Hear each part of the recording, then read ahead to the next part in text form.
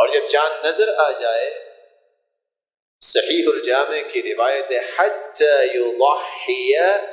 جب تک قربانی نہ کر لے ان 10 ایام میں، جو قربانی کرنا چاہتا ہے اسے نہ اپنے بالوں کو کاٹنا چاہیے نہ اپنے ناخنوں کو کاٹنا چاہیے، اس لیے چاند نظر آنے سے پہلے ہی یہ دونوں کام مکمل کر لینے چاہیے۔ اور ایک تیسری روایت کے الفاظ ہیں، فَلَا يَمَسَّ